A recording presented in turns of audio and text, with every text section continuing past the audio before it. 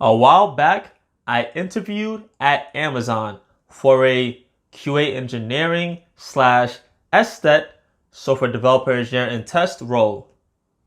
That interview was a turning point in my career. In this video, I'll discuss the interview process, why it was a turning point in my career, and overall some key takeaways. If you're new here, my name is the Test Lead. I make content to help you on your software testing journey. Today's topic is my interview with Amazon and how it changed my career trajectory. For those of you who are impatient, here are some timestamps. Now, let's get started. First, the interview process. For context, I already had a job, but I felt I reached my ceiling at that job, so I started looking for new opportunities. The interview process with Amazon in the beginning was pretty standard and like other interview processes that I've been a part of.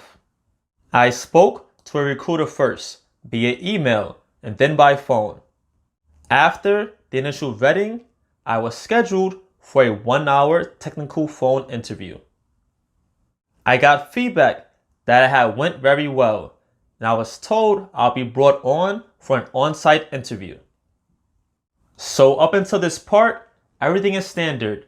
Normally with interview processes, you have a recruiter vet you first and then have some type of technical interview, and then an on-site interview. But here's where it gets cool. Although I was applying for a New York City position, they were going to fly me out on site to their Seattle, Washington headquarters. And yes, I know the next question coming up. They paid for my flight, my hotel, food, and etc. So everything was covered for my trip. So now everything was finally set up and I was on my way to my final interview. They provided me with a schedule for my interview day. 3 1-hour interviews, lunch with a current employee, and then 2 more 1-hour meetings. This was also something new for me. In the past, I might have had 1 or 2 hours worth of interviews in person. This was a full day, so I had to try hard to mentally prepare for this.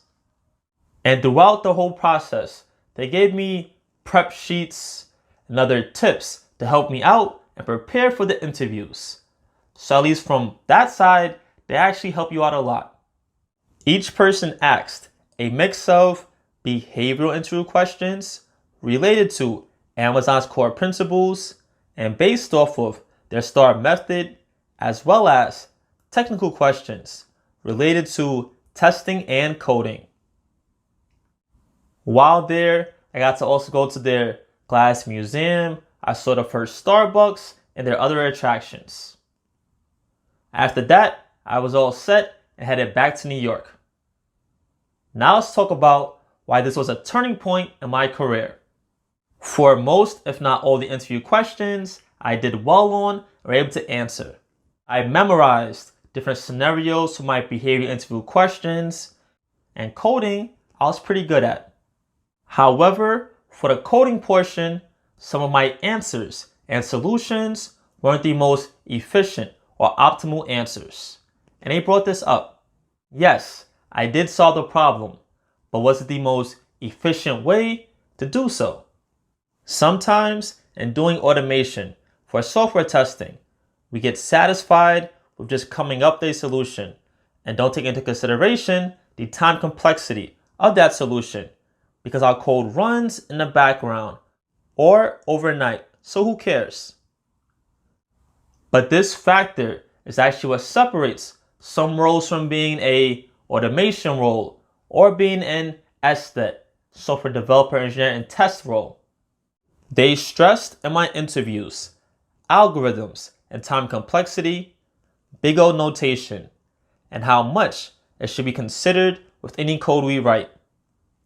Just because you're not creating new features or applications like a regular developer, you should still think like a developer when creating or writing your code for testing. Because think of it, in a smaller company, having inefficient code might not be noticeable. But in a large company like Amazon, that one small piece of inefficient code ran thousands of times a day adds up. So an extra 5 or 10 seconds here compounds a lot. Whereas in a smaller company, it doesn't reach that magnitude. So yes, I made it to the last round of interviews. Waited a while to hear back the official feedback, and I ended up going with somebody who had more experience, which was understandable. But I took this lesson of whenever I write code, I'm writing it as a developer and making sure it's as efficient as possible. I spent the next couple of weeks refreshing myself on algorithms, time complexity, and leak code problems, keeping in mind what I had learned.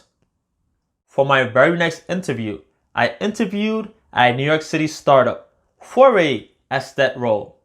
The interview process was very similar: the initial phone screening, a remote technical interview, and then finally on site. For the coding portion, they asked similar questions that Amazon did. And you'll start to notice that the more you interview, the more advanced you get. They ask similar questions concept-wise. Might be worded different, but high level, they're seeing if you can work with different algorithms or data structures. I gave several solutions to the problems that they asked, including the time complexity for each and which was most optimal to implement. And the interviewers loved this. Not only did I answer their questions, but I gave them different optimal answers based on what they were looking for. Compared to my previous interview with Amazon, where I just gave one basic answer. They ended up immediately giving me a job offer, and I gladly accepted. But had I not had that previous interview with Amazon and learned the lessons that I learned from the interviewers there, I probably would have failed this interview as well. Now, every day, whenever I write any code, I remind myself that I'm a developer who specializes in testing. And I have to make sure that I'm not just solving a problem, but also doing it in the most optimal manner. Finally, my key takeaways from this experience. Try to learn from interview experiences, good or bad. Ask for feedback as much as possible to see where you can improve. If you've bombed 10 interviews, sit down and try to find out why before just rushing into your 11th interview. Don't be scared to apply for jobs that you may not be fully qualified for on paper. The worst they can say is no. If they do, don't get discouraged. Never stop learning and realize when you reach your ceiling at a job. Especially early on in your career, try to find companies where you can grow and develop. You can be mentored by senior people to develop your skill set. I know it might sound cool to get a nice, easy, comfortable job, but if you're not growing and developing, 1, your skill set can become stale, and 2, it becomes easy to replace you. So always, no matter your position, try to always have a continuous learning mindset.